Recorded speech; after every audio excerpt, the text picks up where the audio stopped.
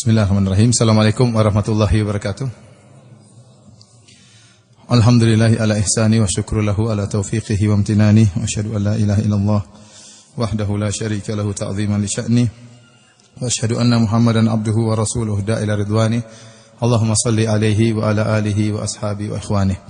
Para hadirin, para hadirat yang dirahmati oleh Allah Subhanahu wa taala, kita masih menyambung pembahasan kita dari Kitabul Jami' dari kitab Bulughul Maram bab Ar-Rahab fi min Masawi'il Akhlaq, tentang rasa takut dari akhlak-akhlak yang buruk, dan wajib bagi kita untuk takut dengan akhlak yang buruk karena akhlak yang buruk sangat berbahaya, ya.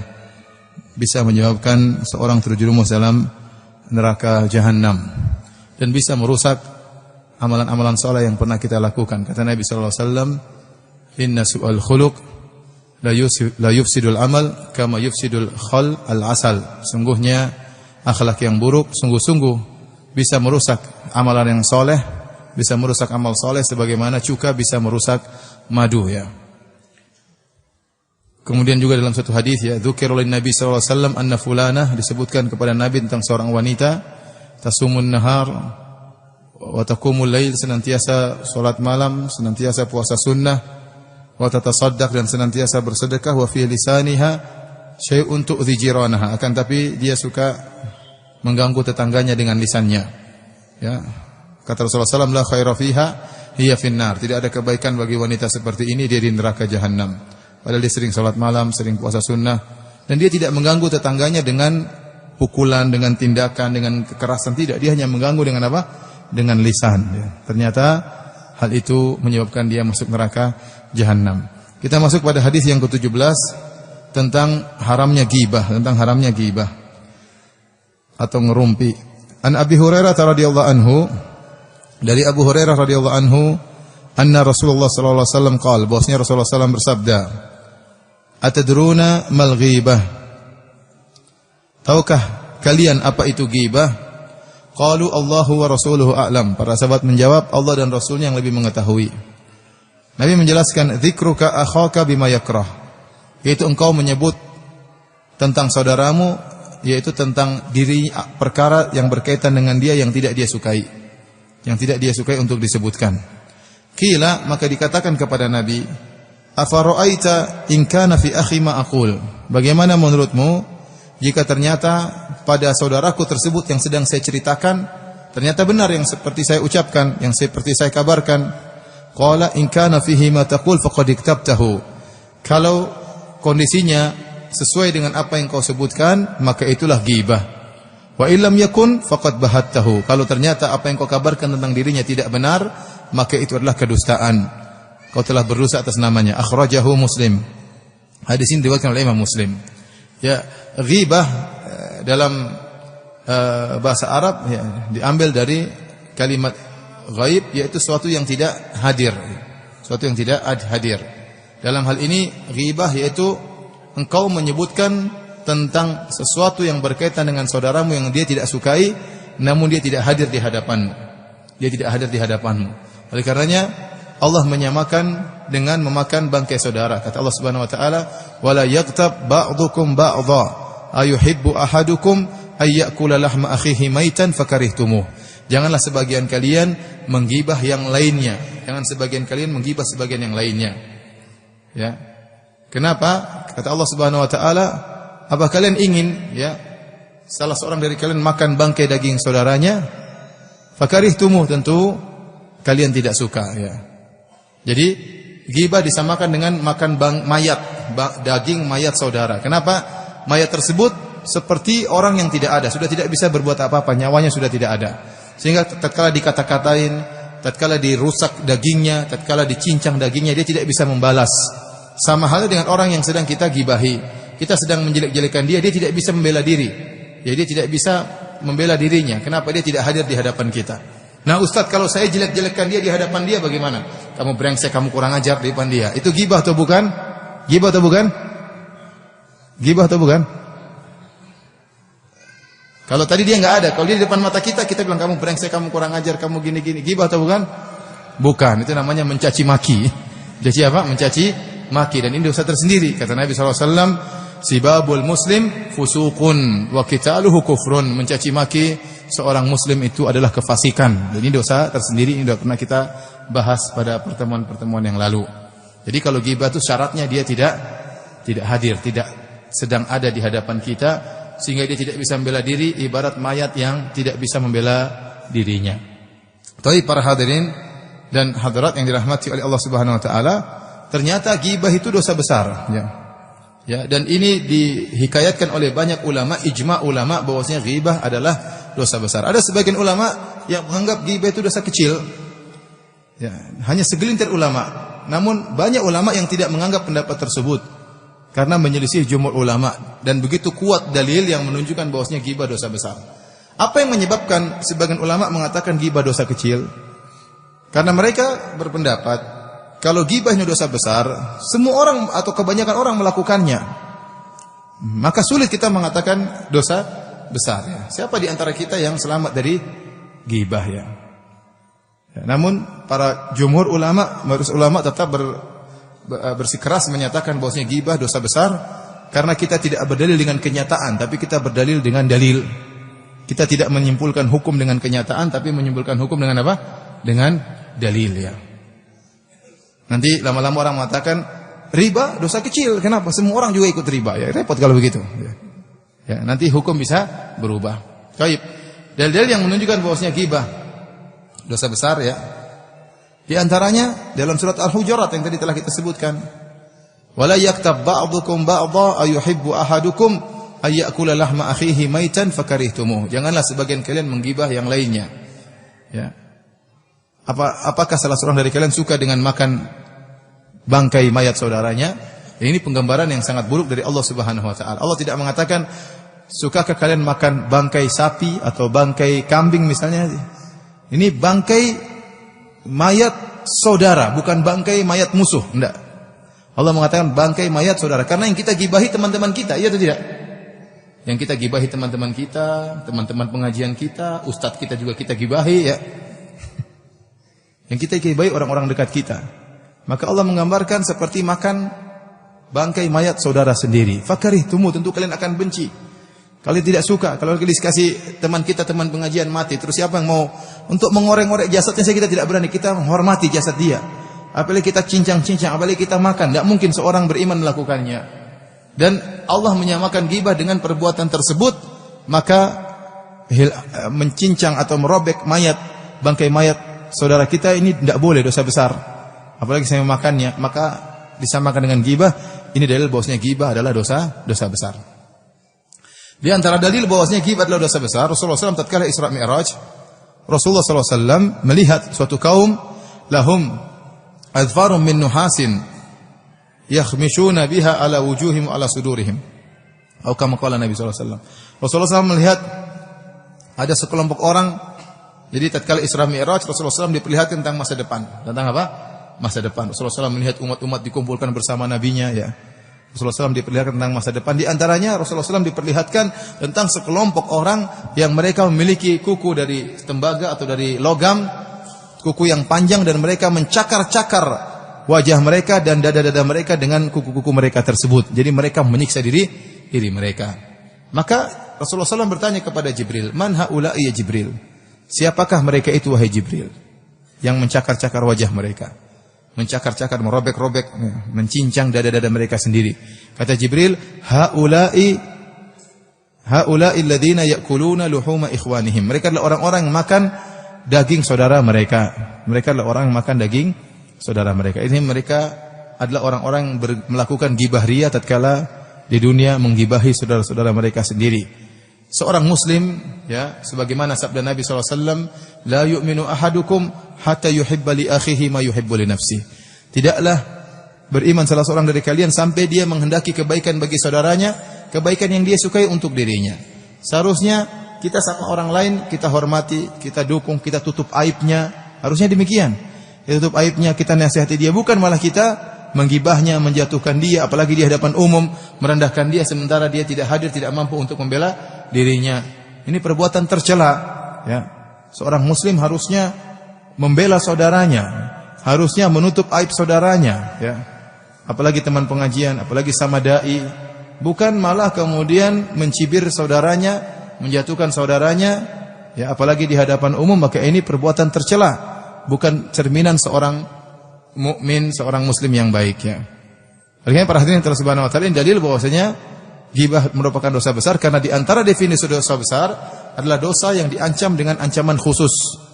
Ini dalil orang yang melakukan ghibah diazab oleh Allah Subhanahu wa taala dengan mencakar-cakar wajahnya dan mencakar-cakar dadanya. Di antara dalil bahwasanya ghibah adalah dosa besar itu hadis yang diriwayatkan Imam Al-Bukhari dalam bab ghibah. Dalam bab ghibah Imam Bukhari menyebutkan tentang hadis yang masyhur dari Ibnu Abbas radhiyallahu anhuma ya, karena Nabi sallallahu alaihi wasallam marra Nabi sallallahu alaihi wasallam bi kubrain, Rasulullah sallallahu melewati dua kuburan ya. Faqala innahuma la yu'adzabani, maka Rasulullah sallallahu mengatakan sungguhnya dua penghuni kubur ini sedang diazab. Wa ma yu'adzabani fi kabirin, dan kedua ini sedang diazab bukan karena perkara yang besar, tapi perkara yang sepele, namun dia besar perkara tersebut, namun dianggap sepele. Artinya mudah sebenarnya, perkara dianggap sepele namun ternyata besar. Ada yang mengatakan sebenarnya perkaranya mudah untuk dihindari, namun dia tidak menghindarinya. Amma ahaduhuma fakana la yastatiru min baulihi. Adapun yang satunya diadab di kuburan karena tidak bersih dalam mencebok setelah buang air kecil. Wa amal akhar fakana yamshi bin namimah. Adapun yang satunya dia diadab karena melakukan namimah. Namimah adalah mengadu domba, ya. Hadis yang menyebutkan tentang dua orang diadab datang dalam riwayat, adapun satunya karena namimah. Dalam riwayat yang lain, kalau tidak salah riwayat Abi Dawud, adapun yang satunya karena ghibah, dan ini diisyaratkan oleh Hafidz Ibnu Hajar dalam Fathul Bari. Dalam sebagian riwayat yang satu diadab karena ghibah, dalam lafal yang lain karena namimah. Sehingga para ulama menjelaskan bahwasanya banyak namimah ya yang dilakukan dengan ghibah, banyak namimah yang dilakukan dengan ghibah. Oleh karenanya ini dalil ghibah ya, karena namimah orang datang ke situ menjelek-jelekan si fulan, datang ke satunya lagi menjelek-jelekan si fulan. Jadi di antara wasilah namimah, di antara wasilah ngadu domba adalah apa? Ghibah. Dan dalam satu riwayat disebutkan karena ghibah. Ini dalil bahwasanya ghibah dosa besar karena ghibah diancam dengan azab kubur. Oleh karenanya banyak ulama berfatwa barang siapa yang melakukan ghibah tatkala berpuasa, maka pahala puasanya batal. Bukan puasanya, tapi pahala puasanya batal, tidak diterima oleh Allah Subhanahu wa taala. Kenapa? Dia telah melakukan dosa besar. Pahala puasa itu besar, namun tatkala dilawankan dengan ghibah, maka puasa tersebut, pahala puasa tersebut gugur. Kenapa? Karena ghibah adalah dosa besar. Tapi para hadirin dan hadirat yang dirahmati oleh Allah Subhanahu wa taala, kenyataannya ghibah adalah perkara yang sulit untuk dihindari. Sebagian orang mudah untuk sholat malam, mudah untuk baca Quran, rajin bersedekah ya. Dia mudah untuk menghindarkan dirinya dari makanan yang haram, dia mudah untuk menghindarkan dirinya dari minuman yang haram, tapi dia tidak mudah untuk menghindarkan dirinya dari ghibah. Kenapa? Karena ghibah itu, dan secara umum maksiat itu ada kelezatannya, dan ghibah itu sangat lezat. Kenapa? Dia itu bumbu pembicaraan. Dia itu bunga-bunga pembicaraan. Obrolan kalau tidak ada ghibahnya kurang asyik, kurang enak ya. Kurang enak ya. Oleh karenanya pembicaraan senang dibumbui dengan apa? Dengan ghibah. Terutama ibu-ibu, para wanita ya. Ibu-ibu paling sering berghibah ya.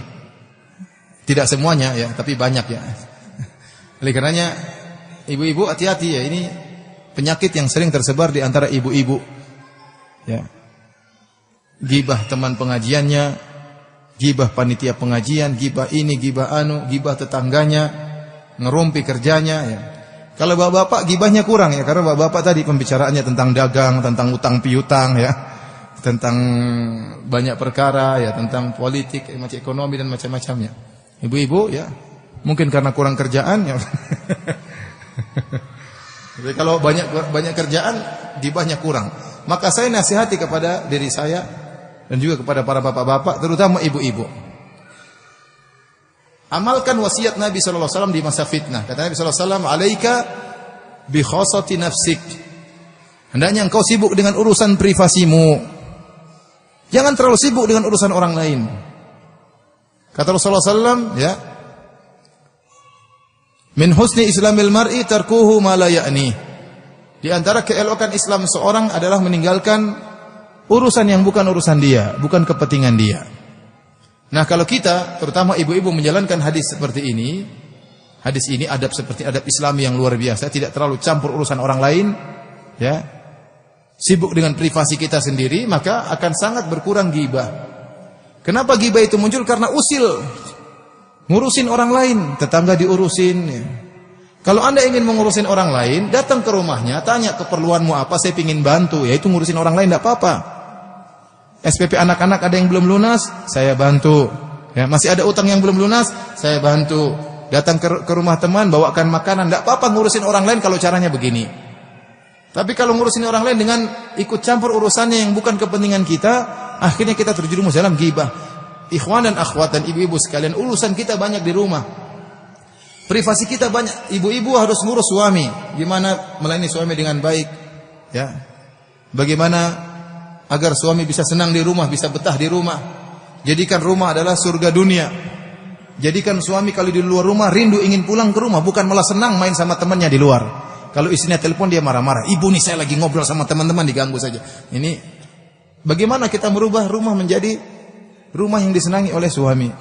Privasi kita masih banyak. Urusan anak-anak. Anak-anak gimana hafalan Qur'annya, murojaahnya bagaimana, salat 5 waktunya bagaimana, periksa PR-nya, periksa tugasnya. Masih banyak privasi kita.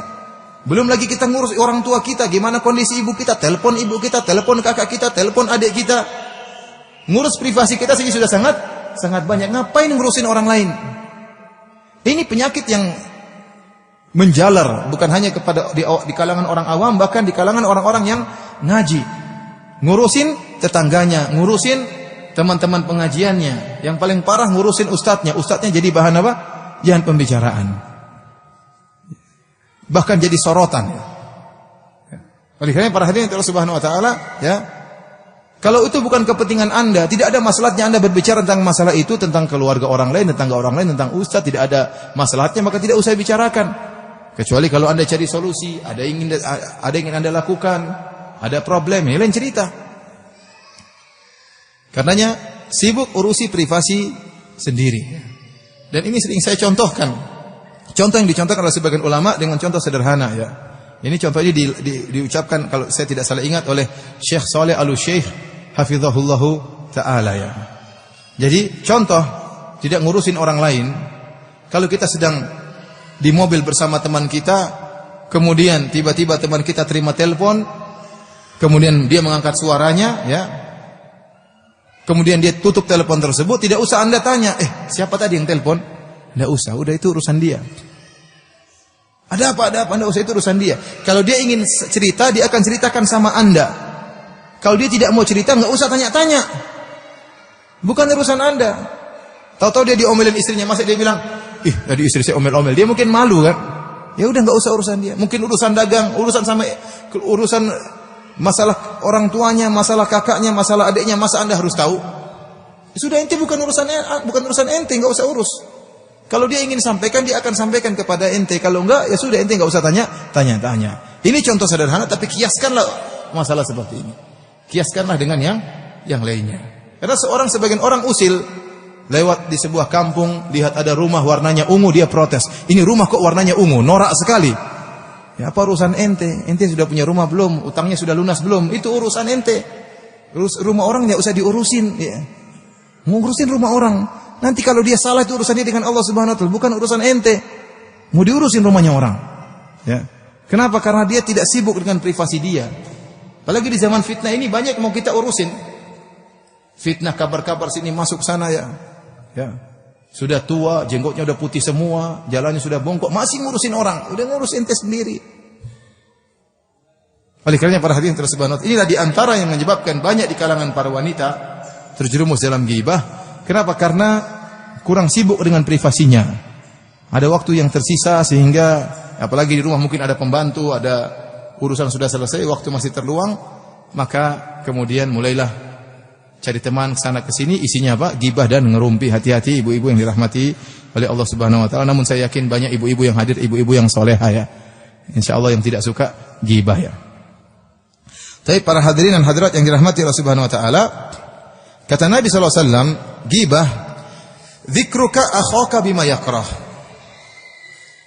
Yaitu engkau menyebutkan tentang saudaramu tentang apa yang tidak dia sukai untuk dia sebutkan. Dan kita tahu bima ma di sini adalah ma mausulah. Ma al-mausulah dan ma al-mausulah dalam usul fikih memberikan faedah keumuman. Ya, dzikruka namanya ghibah, engkau menyebutkan saudaramu tentang ma yakrahu, apa yang dia tidak sukai. Umum, mencakup apa saja yang tidak dia sukai. Baik engkau berbicara tentang orang tuanya, ataukah engkau berbicara tentang istrinya, apakah engkau berbicara tentang anak-anaknya, apakah engkau berbicara tentang adik dan kakaknya. Kalau dia tidak suka dibicarakan, maka itulah ghibah. Kau berbicara tentang ayahnya, dia itu dulu ini, ayahnya dia enggak suka dibicarakan tentang seperti itu, maka inilah ghibah. Kau bicara tentang istrinya, istrinya tuh begini, ini ghibah. Padahal yang dibicarakan bukan dia. Dia itu soleh, tapi istrinya kurang ajar. Ini ghibah atau bukan? Ghibah. Dia tidak suka dibilang istrinya kurang ajar. Ya. Meskipun Anda tidak berbicara tentang dia, Anda sedang menjelek-jelekan istrinya, Anda sedang menggibah dia. Kenapa? Dia tidak suka istrinya dicaci maki. Ya. Oleh karenanya semua yang berkaitan dengan dia tidak sukai, maka itu adalah ghibah. Ini berkaitan dengan keluarganya, tentang anaknya, tentang bapaknya, tentang adiknya, tentang kakaknya. Demikian juga misalnya tentang tubuhnya. Nih, orang itu ya kurus krempeng banget misalnya itu. Nah, ini ghibah. Orang itu gendut banget, sama apa? Gendut saja dia tidak suka, apalagi ada kalimat bangetnya, ya, dia tidak suka lagi. Meskipun dia gemuk, dia ingin dikatakan langsing. Tidak ingin dibilang apa? Gemuk. Dia tidak suka. Apa orang gemuk suka dikatakan orang gemrot? Dia enggak suka, maka itu ghibah. Dia enggak suka. Ya sudah, ente jangan bilang-bilang. Tapi Ustaz, memang dia gemuk kok. Ya memang itulah ghibah. Kalau dia enggak gemuk berarti ente bohong. Ghibah itu yang kau ucapkan benar sesuai dengan kenyataan, itulah ghibah. Dia gemuk, ente bilang dia gemuk, dia tidak hadir, maka itulah apa? Ghibah. Semuanya berkaitan tentang tubuhnya, ya. Tentang badannya, tentang kakinya, tentang rambutnya, ya. Ini ghibah. Demikian juga tentang misalnya tentang rumahnya. Wah, rumahnya jorok, rumahnya bau, ini juga ghibah. Ya. Tentang pakaiannya, itu yang pakai pakaian tidak pernah ganti, itu sama apa? Ghibah. Yang pakaiannya bau apek, itu juga apa? Ghibah, ya.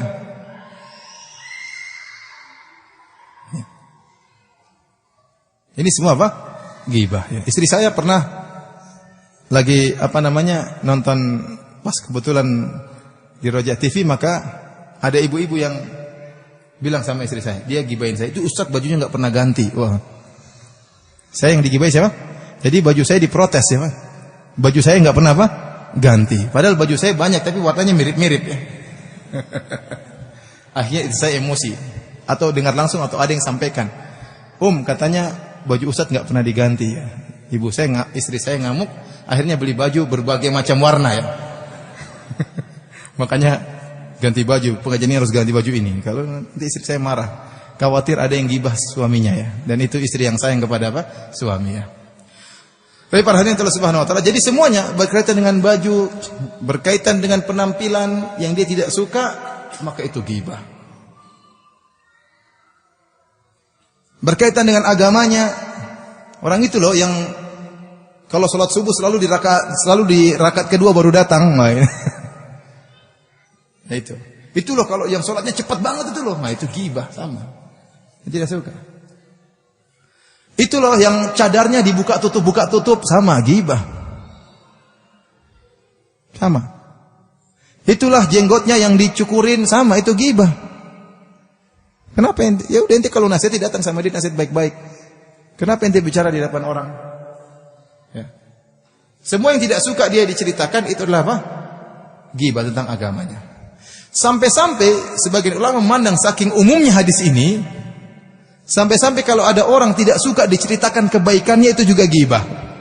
Ada orang saking ikhlasnya dia enggak mau diceritain tentang salat malamnya. Dia tidak mau diceritain tentang sedekahnya. Terus Anda cerita-cerita, ghibah kata sebagian ulama. Kenapa dia tidak suka diceritakan? Wallahu alam, tapi zahirnya itu bukan ghibah ya, karena ghibah itu berkaitan dengan perkara yang buruk ya. Tapi karena keumuman hadis bima yakrah, menceritakan tentang apa yang dia tidak sukai, bahkan sebagian ulama mengatakan kalau dia tidak suka diceritakan tentang kebaikan dia, maka jangan cerita. Kalau Anda cerita, Anda terjerumus dalam ghibah. Kenapa? Dia ingin menyembunyikan apa? Kebaikannya. Berbeda kalau dia sudah meninggal dunia, sudah selesai. Dia sudah meninggal, ceritakan kebaikannya enggak jadi masalah. Wallahu ta'ala alam. Namun zahirnya itu bukan ghibah, karena ghibah itu wallahu alam berkaitan dengan perkara-perkara yang buruk. Tapi para hadirin yang dirahmati oleh Allah Subhanahu wa taala,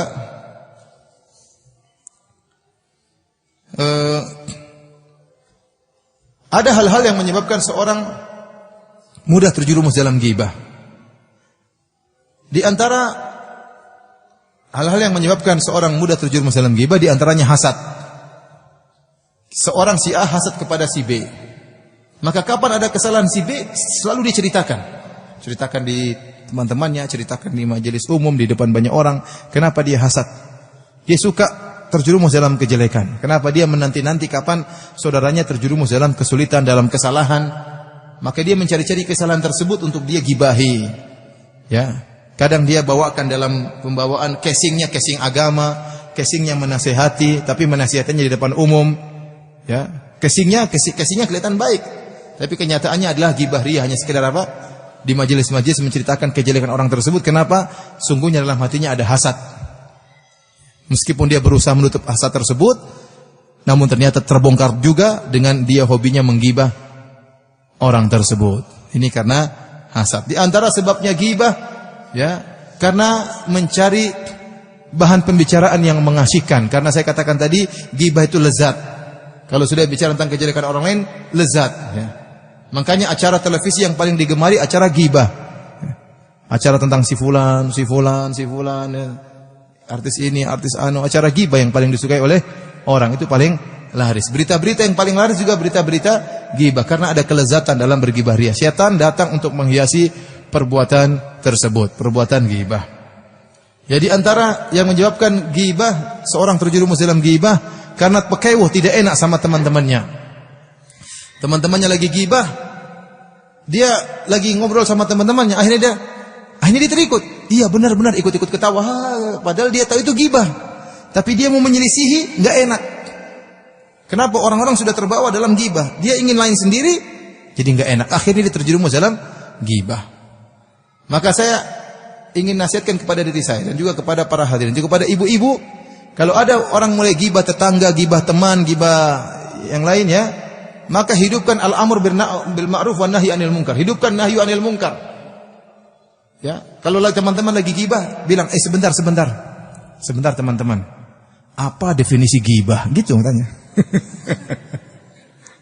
Siapa yang bisa sebutkan hadis tentang ghibah, kata dia. Ente katanya sudah pergi. Kalau bisa begitu hebat. Memang berat bernahi mungkar, tapi ya gitu. Ya, jadi tunggu dulu. Kemarin Ustaz Firanda bilang kayak gini ghibah loh, ya bisa aja ya. Jadi hidupkan bernahi mungkar. Kalau ada orang bicara mulai tentang si fulan mulai jangan kita ghibah loh, dosa loh. Ghibah, ya begitu. Jadi hidupkan seperti ini, jangan malu-malu, jangan pekewuh. Kalau Anda tidak mampu untuk menegur, maka alihkan pembicaraan. Orang-orang sedang ghibah, itu tadi sate di sana enak sekali, sudah bicara sate aja.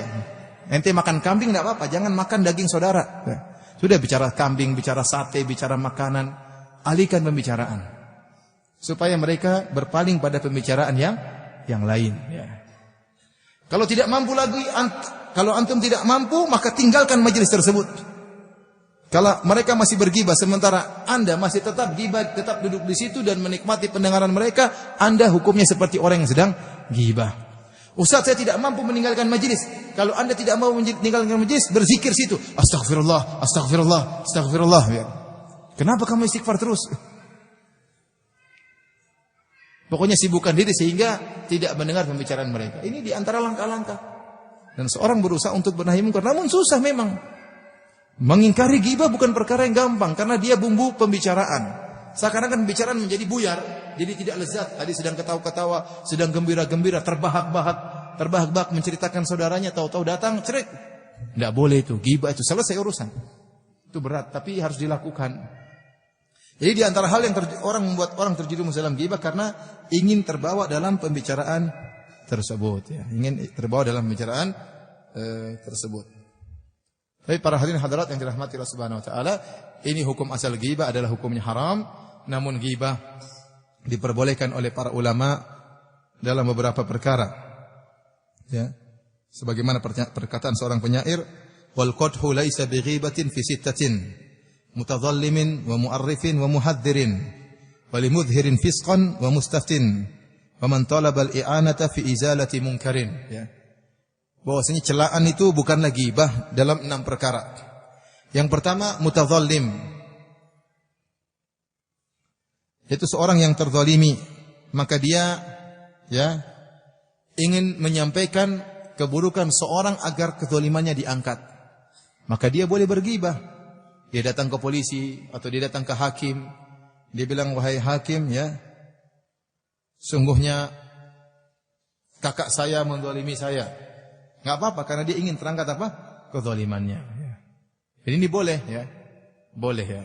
Kalau dia datang, wahai hakim, saya dizalimi. Siapa yang menzalimi? Ada pokoknya. Siapa? Saya takut ghibah. Ya sudah. Sabar aja kalau gitu. Harus ada yang ditangkap, ya. Siapa orangnya? Saya takut ghibah. Enggak kalau gitu ya usah, sabar aja. Tapi kalau kita sebutin orangnya enggak jadi masalah karena kita ingin dihilangkan apa? Kezaliman yang sedang menimpa kita. Jadi mutadzalim, orang terzalimi boleh dia untuk berghibah. Contohnya mu'arrif, orang yang mengenalkan, ya. Mengenalkan. Contohnya dia menyebutkan keburukan seorang bukan dalam rangka untuk menjelek-jelekannya, bukan dalam rangka untuk menghinakannya, tetapi dalam rangka untuk mengenalkan. Misal ada seorang datang kepada kita, tanya, Ustaz, fulan, kenalkah Anda, tahukah Anda misalnya Joni, kenalkah Joni? Joni yang mana? Joni di kampungnya ada 2, ada Joni yang gembrot, ada Joni yang kurus, ya. Kita bukan ingin menghina, tapi kita ingin apa?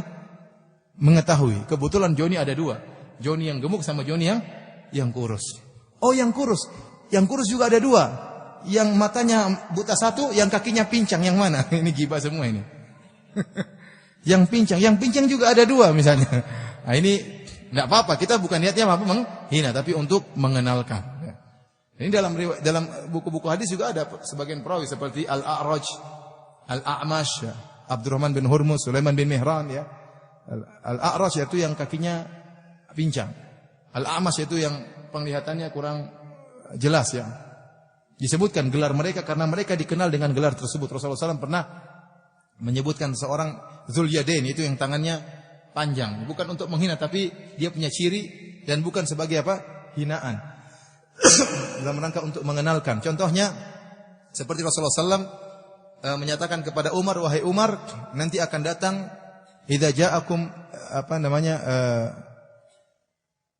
jika datang kepada kalian, ya, pertolongan dari pasukan dari negeri Yaman, maka carilah Uwais Al-Qarani. Rasulullah SAW sebutkan di antara ciri Uwais Al-Qarani dulu, dia punya penyakit baros, punya penyakit albino, kemudian dia berdoa kepada Allah, kemudian sembuh, masih ada sisa 1 di seukuran dirham di pusarnya. Dan ini aib bahwasanya ada, tapi Nabi SAW menceritakan aib tersebut untuk mengenalkan Umar terhadap Uwais Al-Qarani, bukan untuk mencela Uwais Al-Qarani. Jadi tergantung niatnya, dia menyebutkan kejelekan tersebut untuk menghina, untuk merendahkan, atau sekedar untuk memberitahu siapa orang tersebut, cirinya seperti ini. Contohnya, dan yang ketiga yang diperbolehkan muhadzir, yaitu memperingatkan. Memperingatkan seperti perkataan Nabi kepada Fatimah bintu Qais radhiyallahu taala anha tatkala dia dilamar oleh 2 orang, yaitu Abu Jaham dan Muawiyah. Maka Rasulullah SAW mengatakan, amma Muawiyah fasu'lukun la mala lahu. Adapun Muawiyah adalah seorang yang miskin, tidak punya harta. Wa amma Abu Jaham, adapun Abu Jaham, ya, fadarrabun lin nisa, suka memukul istrinya. Dalam riwayat yang lain, la yadha'u asahu an atiqihi, tidak pernah dia menurunkan tongkatnya dari pundaknya. Artinya siap mukul apa? Istrinya, ya.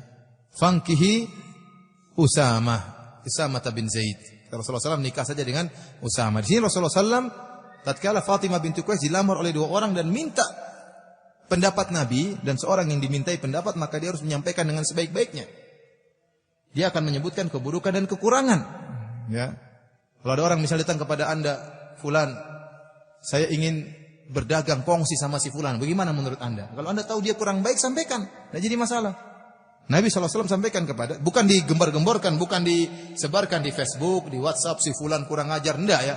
Ini pembicaraan pribadi. Tidak apa-apa Anda sampaikan. Seperti Nabi menyampaikan kekurangan Muawiyah sama kekurangan Abu Jam kepada Fatimah binti Qais demi kebaikan dia. Dan Nabi memberikan tawaran yang lain, nikahlah sama Usama bin Zaid radhiyallahu taala anhu. Tapi para hadirin dan hadirat yang dirahmati Allah Subhanahu wa taala, jadi Nabi sallallahu alaihi wasallam menyebutkan tentang kekurangan. Jadi Nabi menggibahi Muawiyah dan menggibahi Abu Jaham. Tetapi hal ini tidak mengapa karena dalam rangka memberi peringatan. Dari sini kata para ulama, demikian juga tatkala kita membantah ahlul bidah, orang-orang yang melakukan penyimpangan dalam agama, kemudian dia menyebarkan penyimpangan tersebut, dibaca oleh orang banyak, tersebar dalam buku, maka tidak mengapa kita bantah dia, ya, karena untuk memberi apa? Peringatan. Kalau kesalahan, kalau bahaya tersebut hanya berkaitan dengan Fatimah saja Rasulullah SAW sampaikan, apalagi bahaya tersebut berkaitan dengan kemaslahatan umat. Mulailah orang banyak berfatwa secara ngawur, jilbab dikatakan tidak wajib misalnya, homoseksual misalnya dikatakan boleh, ya, atau perkara kesyirikan dikatakan boleh, maka kita bantah, kita sebutin orang yang tidak jadi masalah karena ini untuk kemaslahatan umat, dalam rangka memperingatkan umat dari bahaya orang tersebut, dan ini diperbolehkan. Ini dilakukan oleh para ulama dahulu. Mereka mengkritiki para perawi hadis, si fulan dhaif, lemah, si fulan sering lupa, si fulan gini, padahal orang perawi-perawi tersebut bisa jadi orang-orang soleh, bisa jadi orang-orang rajin ibadah. Namun tatkala berkaitan dengan hadis Nabi SAW harus diriwayatkan dengan riwayat yang sahih, maka disebutkan keburukan para perawi tersebut untuk mengetahui status hadis yang diriwayatkan oleh dia. Maka disebutkan kredibilitas rawi tadi, apakah dia kehafalannya kuat, apakah dia lemah, apakah dia sering salah, apakah dia lahu auham dan macam-macamnya, apakah dia pendusta, ya, dan macam-macamnya demi untuk kemaslahatan hadis-hadis Nabi sallallahu alaihi wasallam. Kemudian juga yang diperbolehkan untuk melakukan ghibah walimudhirin fisqan, orang yang menampakkan kefasikannya. Orang tersebut muncul misalnya di media sosial dengan membanggakan kemaksiatan yang dia lakukan, maka ini tidak apa-apa kita gibahi, karena asalnya tidak perlu gibah dia, memang dia sudah pamer, dia sudah memamerkan apa? Keburukan dia, ya. Sudah tersebar keburukan dia. Dia sudah tampakkan keburukan dia, maka orang seperti ini tidak ada kehormatannya. Kita gibah gak gibah, orang pun sudah pada tahu semuanya. Maka itu tidak menceritakan keburukan dia sebagai dosa gibah, ya. Demikian juga wa mustaftin, orang yang minta fatwa. Ini boleh, seperti Hind bintu Utbah bertanya kepada Nabi SAW. Beliau mengeluhkan tentang suaminya. Dia mengatakan, "Inna Abu Sufyan rajulun syahih." Wahai Nabi SAW, sungguhnya suamiku Abu Sufyan adalah orang yang pelit. Harta yang diberikan kepadaku tidak cukup untukku dan tidak cukup buat anak-anakku. Maka apakah boleh saya ngambil harta darinya diam-diam tanpa sepengetahuannya? Maka Nabi mengatakan, "Khudhi min malihi ma yakfiki wa waladiki bil ma'ruf." Kata Nabi, silakan ambil harta suamimu diam-diam, enggak jadi masalah. Ambil yang ma'ruf, yang secukupnya buat kau dan buat anak-anakmu, ya. Dan di sini Hind bintu Utbah menceritakan kejelekan suaminya kepada Nabi SAW. Dia sedang menggibah suaminya. Namun ini boleh karena sedang mencari solusi. Atau bertanya, ya. Atau bertanya sesuatu. Terkadang pertanyaan tersebut tidak bisa sempurna jawabannya kecuali diketahui siapa orangnya. Kalau dia bilang ada seorang wanita terhadap suaminya, boleh-boleh saja. Tapi terkadang kurang mantap kecuali kalau dia mengatakan suami saya, sehingga dia adalah yang mengalami kasus tersebut. Dia bertanya kepada Ustaz, suami saya gini. Ini ghibah. Namun ghibah yang diperbolehkan dalam rangka untuk mencari solusi. Sang ustaz tidak boleh membongkar keburukan suaminya di hadapan umum, ya. Jadi Hind bintu Utbah menceritakan kejelekan suaminya yang pelit menurut dia, ya. Dan ini dalil bahwasanya seorang wanita kalau suaminya ternyata tidak memberikan nafkah secara penuh, maka dia boleh ngambil harta suaminya diam-diam. Tapi tidak boleh ambil banyak-banyak, ya. Ambil banyak-banyak, beli mobil, beli rumah, beli kalung, ini enggak boleh. Tapi dia ambil secukupnya untuk makan dia yang sewajarnya, untuk SPP anak-anaknya, untuk kehidupan dia dan anak-anaknya, maka ini tidak mengapa. Tapi kalau suami sudah memberikan dengan kecukupan, maka tidak boleh. Kalau dia mengambil diam-diam harta suaminya, maka hukumnya haram. Ya, hukumnya haram. Ini berlaku pada suami yang memberi nafkah tidak cukup. Tapi kalau suaminya sudah memberi nafkah dengan cukup, lantas dia mengambil harta suaminya diam-diam, maka ini hukumnya haram. Ingat ibu-ibu ya. Tapi bagaimana cara bertobat dari ghibah? Pembahasan terakhir tentang ghibah. Bagaimana cara bertobat dari ghibah? Sebagian ulama mentafsil, memperinci. Ya. Jadi ghibah ini, ya, masalahnya berat. Karena kalau kita berghibah ria, maka di akhirat kelak kita akan bayar dengan pahala kita, dengan amal kebajikan kita. Ya. Makanya Rasulullah SAW mengatakan, "Man kanat lahu madlamatun li akhihi min irdin aw syai'in," kata Nabi SAW, barang siapa yang punya kezaliman kepada saudaranya berupa harga diri saudaranya yang dia jatuhkan seperti ghibah dan yang lainnya, aw syai'in atau yang lainnya seperti dia ngambil hartanya atau yang lainnya, falyatahallalhu minhul yaum qabla alla yakuna dinarun wala dirham. Maka hendaknya dia minta dihalalkan sekarang sebelum datang hari di mana tidak ada dinar dan dirham, yaitu pada hari kiamat kelak. Kenapa? Kalau sudah datang hari kiamat dia tidak bisa bayar dengan harta. Sementara dia dibangkitkan tanpa harta, kata Nabi SAW, buhman. Manusia dibangkitkan tidak ada sepeser harta pun yang dia bawa amalan soleh dia. Dan pada hari tersebut semua orang butuh dengan amal soleh.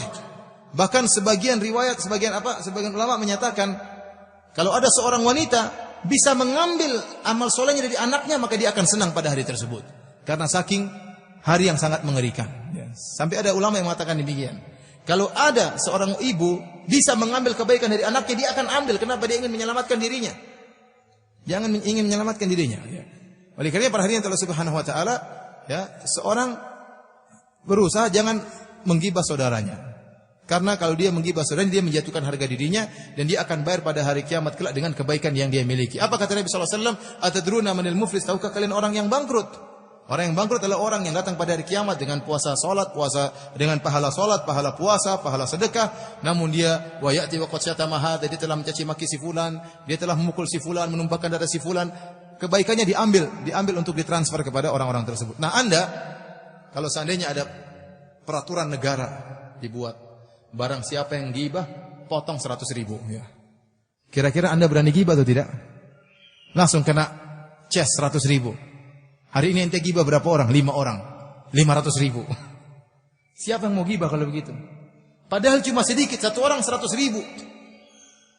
Bagaimana kalau dia ghibah 20 orang? Bagaimana kalau dia ghibah banyak orang?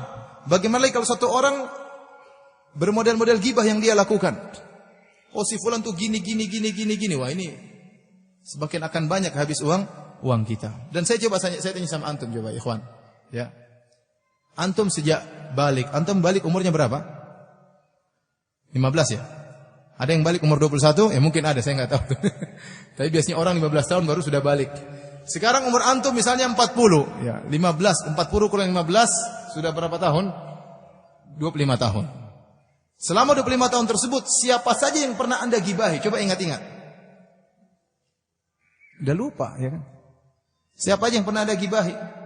Anda mungkin ingat setahun ini, itu pun sudah lupa. Mungkin bulan ini yang Anda gibah, mungkin kemarin Anda gibah, siapa udah lupa. Apalagi kalau Anda suruh anak katakan, coba ingat siapa yang Anda pernah gibahi sejak balik sampai sekarang, terlalu banyak. Pertanyaan berikutnya, apa saja yang Anda gibahi? Kalau Anda sudah ingat, Ustaz saya pernah gibah 10 orang. Nah 10 orang itu yang Anda gibahi apanya saja? Lebih lupa lagi. Padahal itu semua akan diminta pertanggungjawaban oleh Allah Subhanahu wa Ta'ala. Oleh karenanya, seorang berusaha menghalalkan gibah yang pernah dia lakukan. Kata para ulama, ada yang mentafsir, memperinci, kalau orang tersebut, ya, tidak tahu kalau kita menggibahinya, maka tidak perlu kita lapor. Dia tidak tahu kita menggibah dirinya, maka sebaiknya tidak perlu kita lapor. Fulan, mohon maaf saya pernah gibah kamu, kurang ajar kamu. Akhirnya bisa ribut. Dan ingat, syariat dibangun antara maslahat dan mudarat. Kalau dia tidak tahu kita sedang menggibah dia, kemudian kita sampaikan, bisa jadi dia marah sehingga timbul kemudaratan yang lebih besar. Tapi caranya bagaimana? Kita ceritakan kebaikan-kebaikannya di majelis pernah di mana kita menggibahnya. Ini kalau dia tidak tahu. Tapi kalau dia sudah terlanjur tahu kita menggibah dia, ini menyakitkan hati, maka usahakan datang ketemu dengan dia, minta maaf sama dia. Dan cara minta maaf dengan cara yang baik. Karena ada orang kalau minta maaf masih sungkan-sungkan minta maaf, masih ada keangkuhannya. Minta maaf lewat SMS. Maafin saya ya, saya pernah gibah kamu. Tidak, saya maafkan. Dan minta maaf lewat SMS. Minta maaf tuh datang, ambil hatinya dulu, ajak makan, ngobrol-ngobrol, kirim hadiah supaya hatinya lembut, sudah mantap datang. Ya akhi, saya pernah gibah kamu. Saya sudah tahu, tapi saya minta maaf, mohon maaf ya, misalnya. Caranya begitu. Karena kita ingin dihalalkan daripada dia tuntut kita pada hari kiamat kelak. Sampai Syekh Muhammad bin Shalih Al-Utsaimin mengatakan, kalau dia minta duit kasih. Kalau dia minta duit, saya memaafkan kamu, tapi kalau saya 3 juta, maka antum kasih. Ya. Daripada nanti masalah. Tapi antum boleh tawar, bagaimana kalau 2,5 juta ya? Boleh. Kalau dia ridho, saya kasih selesai dia maafkan, lebih afdal. 2,5 juta itu masih antum bisa usahakan di dunia. Selama antum masih hidup, masih bisa cari uang. Tapi kalau sudah meninggal, yang akan diambil pahala salat antum, yang akan diambil pahala puasa antum. Ini musibah pada hari kiamat kelak. Karena para hadirin subhanahu wa ta'ala, jangan bermudah-mudah untuk bergibah, kecuali gibah yang dibolehkan dalam rangka mencari solusi, dalam rangka ya mencari permasalahan penyelesaian dari suatu permasalahan, maka ini tidak jadi masalah insyaallah. Wallahu ta'ala alam bisawab. Kemudian kita lanjutkan hadis berikutnya.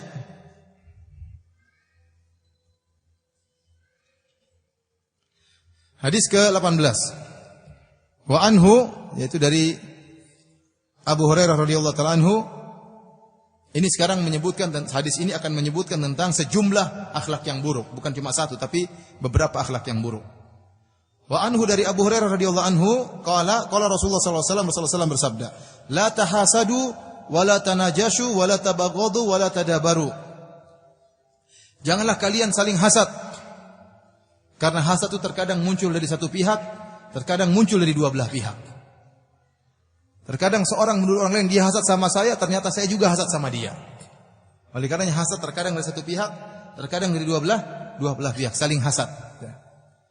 Wala tanajashu, dan jangan melakukan najas. Najas yaitu dalam rangka untuk melariskan barang dagangan dengan cara-cara hilah-hilah, dengan cara-cara tertentu supaya barang dagangan cepat laris ya. Contohnya ya, seorang pembeli datang kemudian dia mengatakan, saya cuma untung sedikit ya. Saya modalnya sekian, padahal modalnya lebih sedikit daripada itu. Dia bilang, untung saya cuma sedikit, untung saya cuma 10% kok. Atau dia mengatakan, ini saya cari barangnya susah, mahal, untung saya cuma sedikit. Ini sama, dia bohong dalam rangka untuk supaya laku. Atau datang seorang pura-pura beli, temannya datang kerjasama, berapa ini? 50.000. Wah, barang seperti 50.000 murah sekali ya. Saya beli di sana 55.000 misalnya. Akhirnya orang di sekitar tertarik untuk beli, padahal cuma tipuan saja ya. Karena najis itu dari isarah, yaitu memprovokasi orang untuk beli dengan berbagai macam trik. Jadi segala trik ya untuk memprovokasi pembeli untuk segera beli sehingga dia terjebak dalam harga yang tidak sesuai, maka namanya apa? Najas. Ini hukumnya haram. Wala tabaghadu, dan janganlah kalian saling membenci. Wala tadabaru, dan janganlah kalian saling membelot, saling apa? Melengos. Ketemu satu hadap barat, satu hadap timur. Mau ketemu begini langsung hadap utara, hadap selatan. Tidak susah untuk ketemu begini. Mau ketemu langsung belok kanan, belok kiri. Kenapa? Tidak suka. Dan ini tidak dilarang dalam Islam, karena seorang muslim harusnya bersaudara, bukan saling membenci, bukan saling menjauh. Kemudian kata Rasulullah SAW, jadi intinya segala perkara yang bisa menimbulkan permusuhan dan pertikaian dilarang dalam Islam. Saya ulangi, segala perkara yang bisa menimbulkan pertikaian dan permusuhan dalam Islam, maka itu hukumnya haram. Makanya Rasulullah SAW mengatakan tentang khamr, kata Nabi SAW, kata Allah Subhanahu Wa Taala, innama yuridu syaitanu an yuqi'a bainakumul baghdha fil khamri wal maisir. Sungguhnya yuqi'a bainakumul adawata wal baghdha fil khamri wal maisir. Sungguhnya syaitan ingin memunculkan di antara kalian permusuhan dan pertikaian dalam khamr dan perjudian. Ini di antara sebab kenapa khamr dan perjudian diharamkan. Selain khamr bisa menghilangkan akal sehat, juga bisa menimbulkan perkelahian. Jadi ini dahulu waktu khamr masih haram, masih halal, sebagian sahabat mereka minum khamr. Tahu-tahu ada sahabat yang mabuk terlebih dahulu, maka dia pukul temannya, ya. Sehingga terjadi permusuhan. Ya. Atau dia caci-caci maki misalnya kabilahnya. Waktu lagi Taylor dia mencaci-caci kabilahnya. Ya. Maka ini menimbulkan permusuhan. Makanya diharamkan. Di antara sebab pengharaman khamar karena bisa menimbulkan permusuhan. Di antara sebab pengharaman judi adalah bisa menimbulkan permusuhan. Maka seluruh perkara yang bisa mengantarkan kepada permusuhan diharamkan dalam syariat. Makanya Rasulullah SAW melanjutkan, wala yabi' ba'dukum ala bai'i ba'd, dan tidak boleh salah seorang menjual di atas penjualan saudaranya. Tidak boleh. Wa kunu ibadallahi ikhwana. Jadilah kalian adalah hamba-hamba orang yang saling bersaudara. Jadi kalau ada misalnya ada orang, saya beli sama orang lain, saya beli sama si A, misalnya buku harganya 20.000, sudah selesai pembelian. Kemudian saya pergi datang si C atau si B mengatakan, kamu beli sama si A berapa? 20.000. Oh coba kalau kamu beli sama saya 15.000. Ini padahal jual beli sudah selesai. Itu sebagian ulama tetap mengharamkan cara seperti ini. Kenapa? Akan membuat saya jengkel sama si A.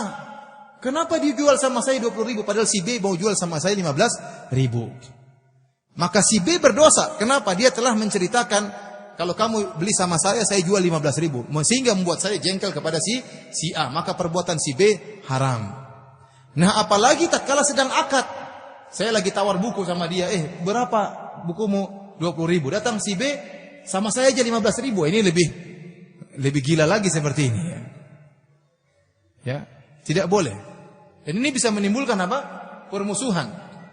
Sama tatkala sedang menawar, kita sedang beli suatu barang, kemudian ya, atau orang sedang mau beli sama kita, orang itu tawar, bagaimana barang kau jual berapa? Orang si A bilang sama saya, Ustaz saya beli sama Anda 20.000. Dan saya sudah setuju.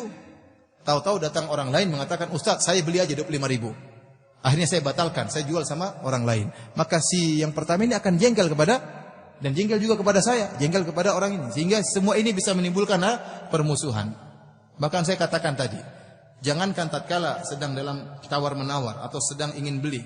Sesudah terjadi pembelian saja, sebagian ulama mengharamkan tadi. Saya sudah terlanjur beli buku 20.000, tahu-tahu datang orang lain, kamu beli dari mana? Si fulan berapa? 20.000? Coba kalau sama saya 15.000. Ini hukumnya juga tidak boleh, karena akan menimbulkan saya jengkel sama orang tersebut ya. Orang tersebut ya. Karena para hadirin yang dirahmati Allah Subhanahu wa taala, seorang tidak boleh menjual di atas penjualan orang lain, tidak boleh menawar di atas penawaran orang lain. Wala dalam riwayat wala yahtibur rajulu ala khidbati akhihi, dan seorang tidak boleh melamar di atas lamaran orang lain.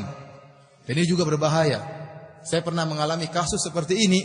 Dua teman saya naksir sama wanita yang sama. Ya. Kemudian yang pertama melamar dan nampak ada pembicaraan selanjutnya bagaimana ya. Tahu-tahu masuk lelaki yang kedua melamar wanita yang sama. Akhirnya karena yang kedua mungkin lebih kaya atau lebih tampan atau lebih keren, akhirnya yang pertama digagalkan. Akhirnya dengan yang kedua. Akhirnya yang pertama dan kedua tidak pernah akur. Padahal sama-sama ngaji. Padahal sama-sama ngaji. Kata para ulama, kalau sudah ada rukun, maka tidak boleh masuk yang kedua. Rukun maksudnya apa? Ada kecondongan calon mertua. Dia sudah condong, dia sudah bicara gimana nak, bagaimana pekerjaannya, sudah sering kunjungan. Nanti kalau mau nikah tinggal di mana? Ada kecondongan, maka tidak boleh ada yang masuk. Tidak ada boleh yang masuk. Tapi kalau belum ada kecondongan, cuma kasih formulir, saya mau daftar anak Anda. Yang lain juga boleh masukkan formulir, nggak jadi masalah. Kita sama-sama kan masuk formulir, sama-sama mendaftar, entah siapa yang diterima. Tapi kalau sudah ada pembicaraan lanjut, ini berarti sudah ada rukun, sudah ada kecondongan, maka tidak boleh yang lain masuk. Dan ini sangat berbahaya, bisa menimbulkan apa?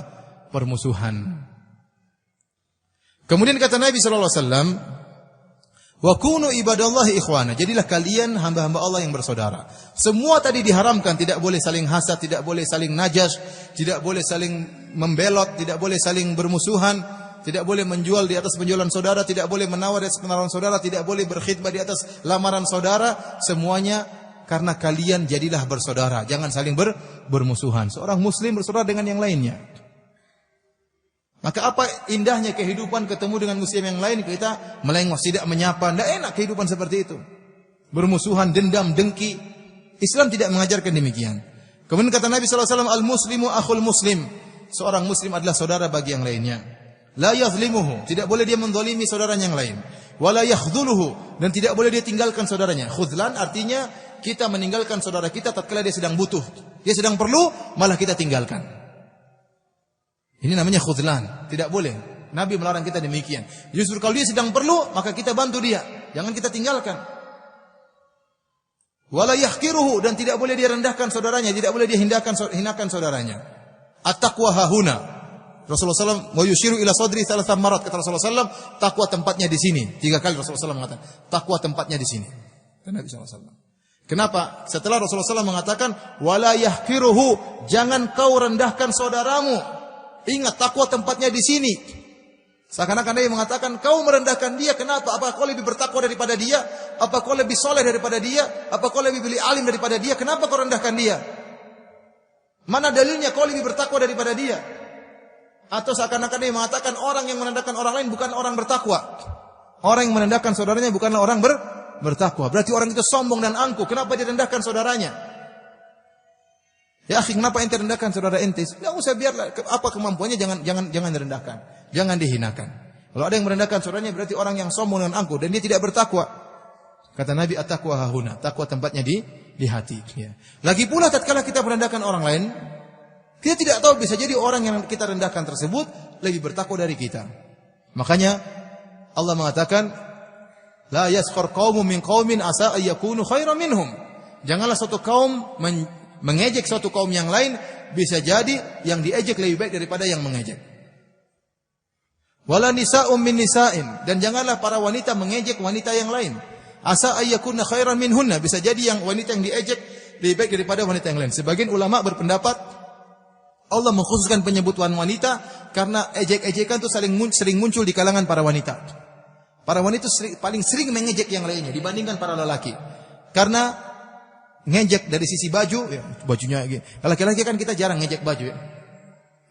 Kita pernah ngejek teman kita laki-laki karena bajunya? Jarang. Ya, tapi kalau di antara perempuan banyak bahan yang bisa dijadikan ejekan di antara para wanita. Jilbab, itu jilbabnya bau, jilbabnya enggak keren. Tas bisa jadi apa? Bahan ejekan. Itu tas murahan, sudah tas murahan enggak pernah ganti. Sendal bisa jadi bahan ejekan di kalangan para wanita. Rumah bisa jadi bahan ejekan di kalangan para wanita. Mobil bisa jadi bahan ejekan di kalangan wanita. Suami pun, suami dia enggak beres misalnya, jadi ejekan di kalangan, sehingga banyak bahan ejekan di kalangan para wanita. Sebagian ulama berpendapat itulah kenapa Allah mengkhususkan wala nisa'um min nisa'in, jangan para wanita mengejek wanita yang lain. Bisa jadi yang diejek lebih baik daripada yang mengejek. Nah, anti kalau ingin mengejek wanita lain, anti lihat apakah anti lebih bertakwa daripada dia. Kalau anti lebih bertakwa, itu pun anti tidak boleh mengejek, apalagi belum tentu. Bisa jadi bajunya bau, bisa jadi mungkin dia orang miskin, tapi ketakwanya lebih baik daripada anti. Kenapa anti mengejek? Kalau anti ingin nasihati, sampaikan kepada dia, ukhti, anti wanita muslimah, kebersihan itu perlu, perhatian terhadap suami. Tapi ngejek-ngejek buat apa? Apa faedahnya ngejek? Nasihati bagus, ngejek enggak bagus. Dan beda antara nasihat dengan ta'yir, antara nasihat dengan mengejek. Mengejek di hadapan umum, nasihat datang, telepon, gimana si fulan, kamu kenapa begini? Nasihat. Tapi kalau di depan umum dijelek-jelekan, ya ini namanya menjelek-jelekan, bukan menasihati, menghina. Oleh karenanya Rasulullah SAW mengatakan, at-taqwa hahuna, takwa tempatnya di sini. Dan orang itu tidak mengejek saudaranya kecuali ada kesombongan, keangkuhan dalam dirinya. Kemudian kata Rasulullah SAW, bihasbi imri'in minasyarri an yahqira akhahul muslim. Cukuplah seorang dikatakan melakukan keburukan tatkala dia merendahkan saudaranya muslim. Lihat Rasulullah SAW ulangi lagi masalah merendahkan, ini bahaya. Dan saya katakan ya ikhwan, dan ini sering saya sampaikan berulang-ulang dalam banyak pengajian saya. Sebagaimana harta bisa bikin Anda sombong, sebagaimana jabatan bisa bikin Anda sombong, ilmu juga bisa bikin Anda sombong. Ilmu itu lebih mudah membuat orang sombong daripada harta. Dia merasa merendahkan orang lain. Seharusnya ilmu itu mengajarkan seorang semakin tawadhu, semakin rendah diri, semakin tahu dia banyak kesalahannya, semakin tahu dia banyak kekurangan ilmunya. Orang semakin belajar semakin tahu dia goblok. Benar ini, saya tidak bukannya basa-basi. Semakin saya belajar saya tahu saya ini bodoh. Semakin saya belajar saya tahu ternyata ilmu sangat luas. Bagaimana Anda merendahkan orang lain sementara Anda ilmunya enggak ada, usul fikih enggak pernah beres, Quran tidak hafal, ilmu tafsir tidak pernah baca, qawaid fikih tidak pernah belajar, kemudian merendahkan yang lain? Apa yang Anda sombongkan sementara Anda tidak menguasai ilmu agama? Baru ilmu sedikit yang Anda pelajari, kemudian Anda merendahkan yang lain. Siapa Anda? Oleh karena ikhwan, ilmu itu sangat mudah menjadikan orang sombong tatkala dia tidak dituntut dengan ikhlas. Mudah dia merendahkan orang lain. Ya akhi, kalau ada orang cuma bisa ngajarin anak-anak kita Al-Fatihah, Anda beri penghargaan, bukan Anda hina. Itu apa orang cuma bisa baca ngajarin Al-Fatihah? Jangan Anda hina ya akhi. Dia cuma punya ilmu tentang Al-Fatihah, itu ilmu yang bagus. Jangan jadikan bahan hinaan.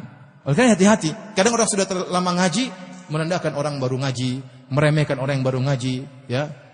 Jangan sampai demikian. Jadi ingat, ilmu yang kalau Anda pelajari tidak ikhlas, sangat mudah menjerumuskan Anda dalam kesombongan. Kalau Anda sudah sombong, mudah Anda merendahkan orang lain, tidak menghargai orang lain. Justru Anda sudah ngaji, usahakan menghargai orang lain. Anda tahu bahwasanya orang ini patut dihargai. Rasulullah SAW dahulu menghargai orang lain. Bahkan Rasulullah SAW tatkala menulis surat kepada Kaisar Romawi, Rasulullah SAW menulis ila azimir Rum, kepada penguasa Romawi. Rasulullah SAW mendudukan kedudukan dia sebagai pemimpin. Rasulullah SAW tidak mengatakan kepada si musyrik, kepada si kafir, tidak. Rasulullah SAW tulis ila azimir Rum, kepada penguasa apa? Romawi. Ya. Baru kemudian Rasulullah SAW dakwahi dia. Tapi para hadirin Subhanahu wa taala, kemudian Nabi sallallahu alaihi wasallam mengatakan, "Kullul muslim 'alal muslim haramun, damuhu wa maluhu wa irduhu." Setiap muslim di atas muslim yang lain haram. Darahnya haram, tidak boleh kita tumpahkan. Hartanya haram, tidak boleh kita ambil. Harga dirinya haram, tidak boleh kita jatuhkan. Tidak boleh kita jatuhkan. Oleh karenanya tidak boleh kita menyakiti orang lain, tidak boleh kita memukul dia. Hartanya pun tidak boleh kita kita langgar ya. Bahkan sebagian ulama mengatakan kalau kita ke masjid, lantas ada orang bawa sendalnya, taruh di luar, kemudian ente pinjam sendalnya untuk wudu. Ini tidak boleh. Harus minta izin. Ini harta dia atau bukan? Harta dia. Mungkin sendalnya dari kulit. Ente pakai sepatu, mau wudu, akhirnya ente pakai sendal kulit dia, akhirnya dia keluar sendalnya basah. Dia tidak suka, maka ente berdosa, haram seperti ini. Ya. Tidak boleh, ini itu harta dia, tidak boleh Anda langgar dalam bentuk apapun, tidak boleh dilanggar. Harus minta izin kepada pemiliknya. Bahkan dalam hadis Rasulullah SAW mengatakan, "Wala taqud ala takrimati ahadin illa biiznihi." Tidak boleh seorang duduk di tempat yang biasa diduduki oleh pemiliknya kecuali dengan izinnya. Ya.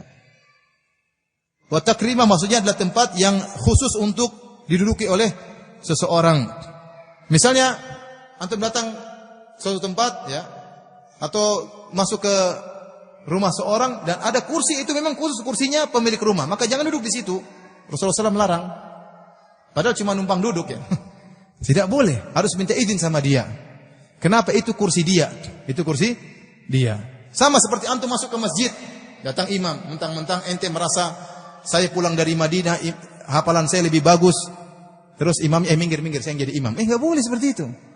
Ini masjid dia, ente jangan macam-macam ente. Kecuali kalau dia minta mempersilahkan atau ente minta izin, ya, minta izin dengan cara yang baik. Kalau dia persilahkan dengan cara baik, silakan. Kalau enggak, jangan jadi imam situ. Ngawur. Ya. Ini tidak boleh seperti ini. Apalagi menggunakan harta orang lain tanpa izin. Ya.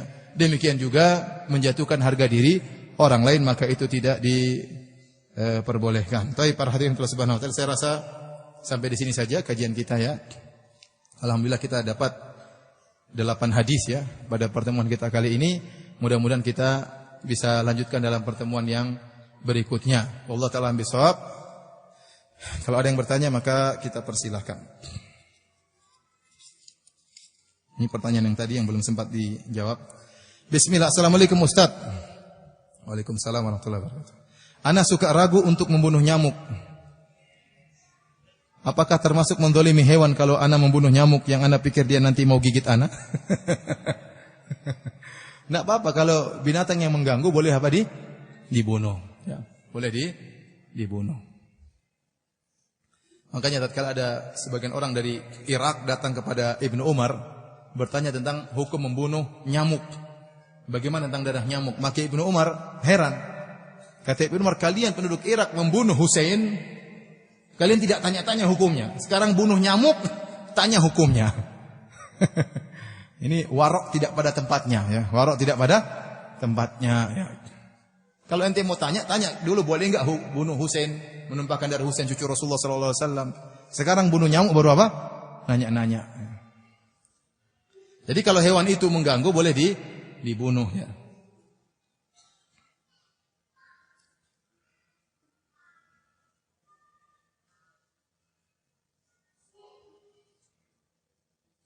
Apakah perbuatan gish itu sama dengan kezaliman? Gish ini lebih umum, ya. Gish ini lebih apa? Umum, ya. Meskipun mirip dengan kezaliman, tapi dia lebih umum. Artinya dia berlawanan dengan nasih. Seorang muslim itu yansah li akhi, dia berusaha berbuat yang terbaik bagi saudaranya. Sebagian ulama seperti Syekh Abdul Karim Al-Khudair rahimahullah mencontohkan. Contohnya, Anda pergi ke sebuah hotel. Hotel itu milik orang muslim atau losmen. Terus Anda bebas nyalakan apa? AC. Terus Anda tahu bahwasanya Anda akan pergi meninggalkan hotel. Ini hotel seorang muslim, Anda tahu ya. Dan Anda akan pergi meninggalkan hotel tersebut 5 jam. Mau jalan-jalan, nanti balik lagi ke hotel.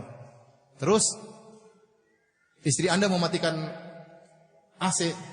Kata Anda, enggak usah. Kalau kita sudah bayar, biarin aja nyala, enggak apa-apa. Nah, ini namanya tidak nasih. Namanya nasih itu seorang, bagaimana kalau saya pemilik hotel, ya matikan aja. Apa fungsinya kita pergi, kemudian AC nyala terus? Ya udah matikan aja, nanti nyalain lagi, kan 5 jam kita keluar. Beda kalau cuma 15 menit, setengah jam, nanti ruangan dingin bisa hilang. Tapi kalau 5 jam kita pergi nanti balik lagi, matiin aja AC tersebut. Namanya kita nasih. Nasih kepada pemilik hotel. Kita ingin bersikap yang terbaik bagi pemilik apa? Hotel. Seandainya kalau saya pemilik hotel, saya maunya dimatikan, ya atau tidak? Mengurangi harga listrik ya. Jadi lawan daripada nasih adalah ghish ya. Ya, meskipun ini tidak zalim. Waktu saya menyalakan AC sampai 5 jam, saya tidak zalim karena cuma saya tidak nasih ya. Karena saya sudah bayar ya.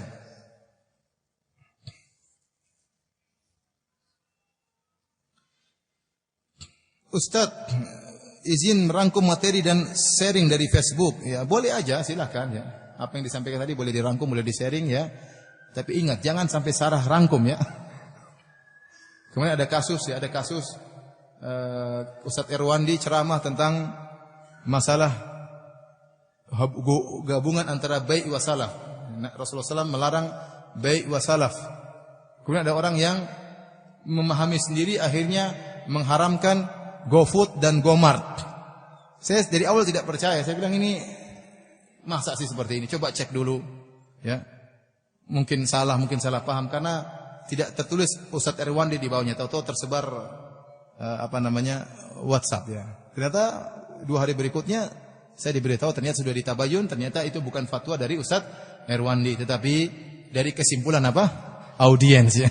Maka saya katakan boleh Anda merangkum apa yang saya sampaikan, tapi ingat jangan sampai salah kesimpulan ya. Jangan sampai salah kesimpulan. Bagus.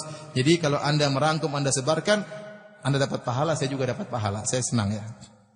Lain kali tidak usah minta izin ya, tetapi rangkumnya yang benar.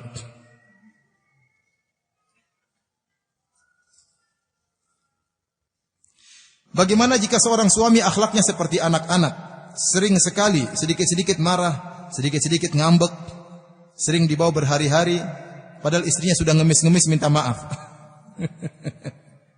Kalau suami Anda seperti anak-anak, anti jadi ibu-ibu ya. Bisa mengomongi anak-anak ya.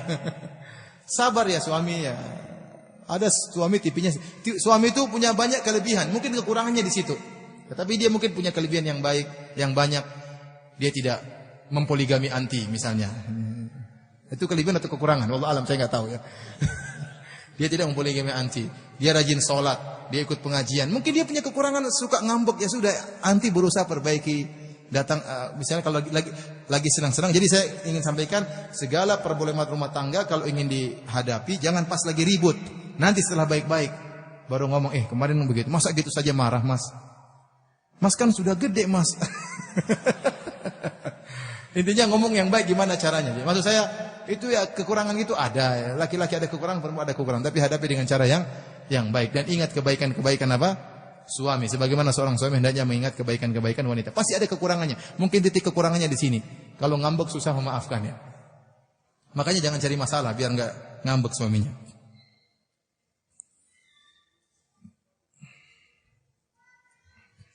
Ustadz, saya minta nasihat. Ana sering dendam. Dan kalau sudah sholat sering tidak khusyuk Ustadz. Ya ini, kenapa Anda dendam? Dendam itu membuat Anda sakit hati sendiri. Kalau Anda memaafkan kan enak. Orang memaafkan dengan orang tidak memaafkan itu hak Anda. Allah tidak larang. Kalau ada orang menzalimi Anda tidak maafkan, enggak jadi masalah. Itu hak Anda. Saya mau tuntut di akhirat. Terserah, enggak apa-apa, Anda enggak berdosa. Tapi akhirnya Anda banyak mikir. Maka Allah beri opsi yang kedua. Opsi yang kedua, maafkan, dapat kebaikan dunia, kebaikan di akhirat. Di akhirat Allah akan maafkan Anda. Pahalanya lebih besar daripada Anda menuntut dia di akhirat. Anda sekarang ada orang salah sama saya tidak maafkan. Saya tuntut dia di akhirat. Baik, saya dapat pahala dia, saya ambil, dia transfer ke saya. Tapi pahalanya kalau saya maafkan dia di dunia lebih besar, akan banyak kebaikan yang lebih banyak kepada saya daripada transfer pahala orang tersebut kepada saya. Ya, makanya Allah mengatakan, wa in aqabtum faaqibu bimithli ma uqibtum bih, wa la in sabartum lahu khairul lisabirin. Kata Allah, kalau kalian balas maka boleh, ya. Tapi kalau kalian bersabar maka lebih baik. Maka balaslah dengan setimpal. Tapi kalau bersabar maka itu lebih baik. Maka orang yang memaafkan, dia dapat dua kebahagiaan. Kebahagiaan di akhirat jelas, dia dimaafkan oleh Allah Subhanahu wa taala. Kebahagiaan dunia, dia lebih tentram hatinya. Sudah saya maafkan, tidur enak, tidur pulas ya. Tapi kalau Anda pendendam, Anda menyiksa diri Anda, dendam. Apalagi orang yang bermasalah dengan keluarganya. Tiap hari ketemu dengan ibunya, jengkel sama ibunya. Tiap hari ketemu sama bapaknya, jengkel sama bapaknya. Tiap hari ketemu kakaknya, jengkel sama kakaknya, susah mau tidur. Apalagi orang punya masalah sama teman kantor, setiap hari kerja ketemu dengan dia, kan sakit hati terus. Paling menderita kalau Anda bermasalah dengan orang yang sering Anda ketemu. Kalau Anda masalah sama kampung sebelah enggak jadi masalah, sudah enggak usah main kampung situ, enggak usah lihat dia. Tapi kalau teman kerja ribut sama teman kerja tiap hari ketemu, sakit hati. Makanya lebih masalah lagi kalau ribut sama suami, tiap hari ketemu itu aja orangnya. Jengkel terus sama suami. Kalau maafkan selesai urusan, saya maafkan kamu Mas. Sudah tidur bareng selesai urusan ya. Oleh karena para hadirin subhanahu wa taala, kalau orang maafkan dia bahagia di dunia, ya. Dan di akhirat pahalanya lebih besar. Tinggal milih. Dendam boleh, akhirnya tadi enggak bisa salat khusyuk. Kenapa? Dendam. Apalagi kalau dendam sama imamnya, gimana enggak jengkel? Ini dia lagi jadi imam. Harusnya bacanya enak jadi enggak enak. Kenapa? Jengkel sama imamnya.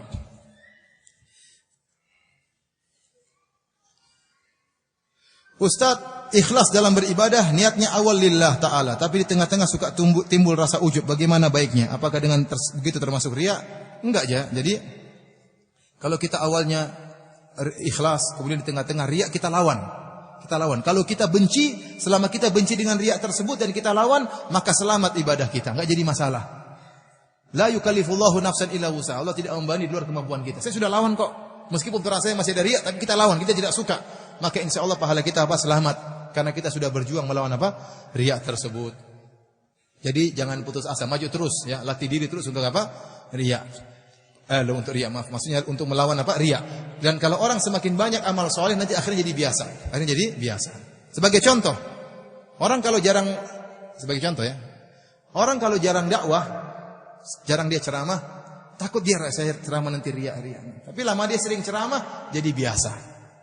Sehingga kurang, artinya tetap aja dia ada ketakutan untuk riya, tapi itu kurang. Beda kalau dia jarang apa? Jarang. Orang kalau jarang baca Quran, sekali-sekali baca di bis, aduh takut riya.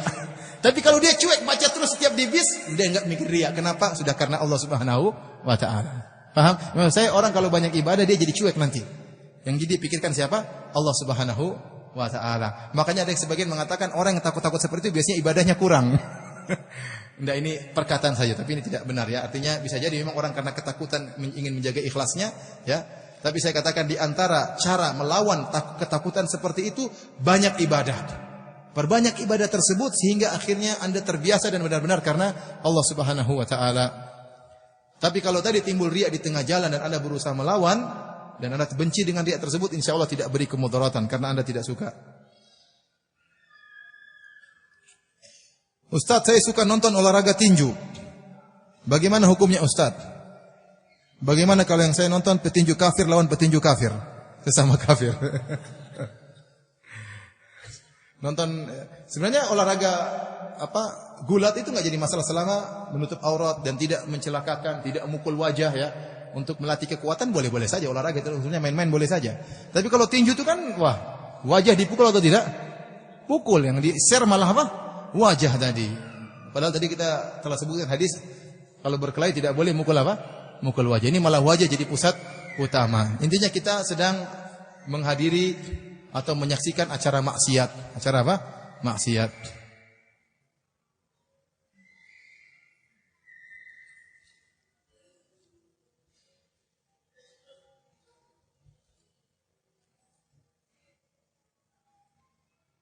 Ustadz, bagaimana dengan bila kita ngomongin orang tapi tidak sebut namanya? Apakah ini ghibah? Kalau tidak diketahui siapa orangnya, maka itu bukan ghibah. Contohnya, saya datang terlambat, saya bilang itu kurang ajar tadi. Di jalan tadi ada orang ngawur parkirnya, saya nggak bisa keluar sehingga saya terlambat ke sini. Siapa orangnya adalah pokoknya. Ini tidak ghibah karena yang kita ajak bicara tidak tahu siapa orangnya. Paham? Ini bukan ghibah. Karena Rasulullah SAW mengatakan akhaka, saudaramu, artinya diketahui oleh pendengar. Tapi kalaupun tidak disebut namanya tapi saling memahami, oh maksudnya si fulan, tetap saja ghibah. Tahu si fulan itu ada orang tadi, sama-sama tahu, ini namanya apa? Ghibah.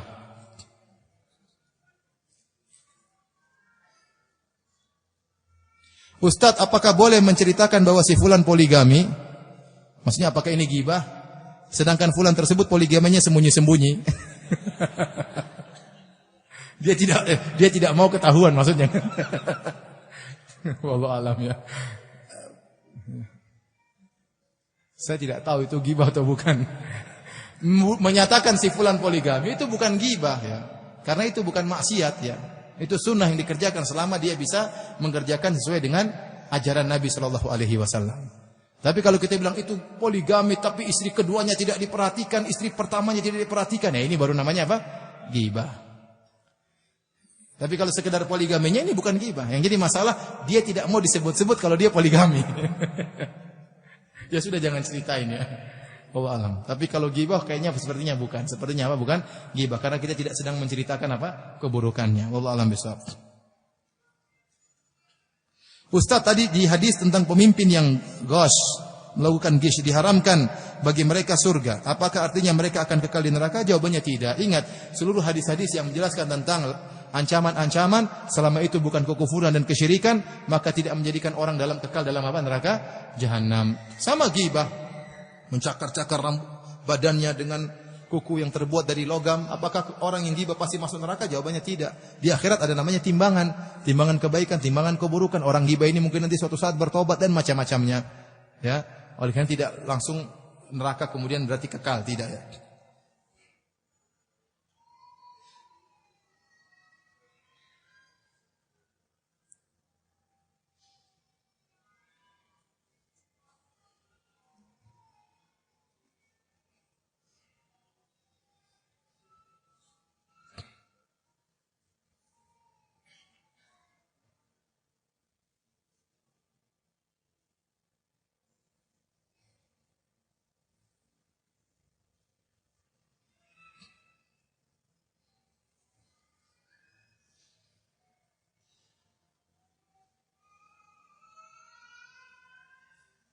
Ustaz, sebelum kita mengenal sunnah, kita banyak berbuat maksiat, dosa, dan macam-macamnya. Setelah kenal sunnah, kita bertobat, mohon ampun atas segala dosa yang pernah kita lakukan. Pertanyaannya, apakah tanda-tanda ciri-ciri dari seorang yang telah diampuni dosanya oleh Allah Subhanahu Wa Taala? Intinya, Allah Maha Pengampun lagi Maha Penyayang, ya. Dan kita tidak boleh ragu akan hal itu. Terlalu banyak ayat Allah menyebutkan Allahu Ghafurur Rahim, Allah Maha Pengampun lagi Maha Penyayang. Dan terlalu banyak, ya, dalil-dalil yang menunjukkan orang-orang yang memiliki dosa-dosa yang besar, dosa-dosa yang hebat, Allah ampuni, ya. Allah ampuni, ya. Ya, oleh karenanya Allah menyebutkan di antara nama-namanya Ghafur, Ghaffar, Ghafir, Ghafur, Ghaffar, Ghafir. Yang sebagian ulama menyebutkan ada beda di antara tiga nama tersebut. Ada yang maknanya Allah Maha mengampuni meskipun sebesar apapun dosa tersebut. Ada yang maknanya Allah Maha mengampuni meskipun diulang-ulang berapa banyak pun dosa tersebut, ya. Jadi seorang jangan ragu kalau dia melakukan dosa bertahun-tahun tapi dia tobatnya tobat nasuha dan mengikuti syarat tobat, yaitu meninggalkan dosa tersebut, menyesali perbuatannya dan bertekad untuk tidak mengulanginya, maka yakinlah Allah menerima taubatnya. Tinggal dia memperbaiki dirinya untuk istiqomah sampai meninggal dunia.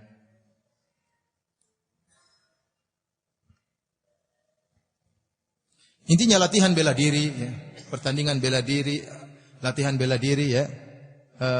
Gulat-gulatan, ya. Ini enggak jadi masalah selama tidak mukul apa? Tidak mukul wajah dan tidak artinya sampai mematahkan tulang, mencelakakan orang. Ini tidak boleh, ya. Hanya sekedar latihan untuk mengenal kekuatan enggak jadi masalah. Tapi kalau mematahkan, mencederainya, ya ini jadi masalah kalau seperti ini. Karena kita mendolimi orang lain. Demikian para hadirin dan hadirat yang dirahmati Allah Subhanahu Wa Taala, kajian yang bisa kita sampaikan pada kesempatan kali ini. Semoga kita bisa bertemu pada pertemuan berikutnya melanjutkan hadis-hadis yang masih tersisa. Kurang lebihnya saya mohon maaf. Wabillahi taufik. Assalamualaikum warahmatullahi wabarakatuh.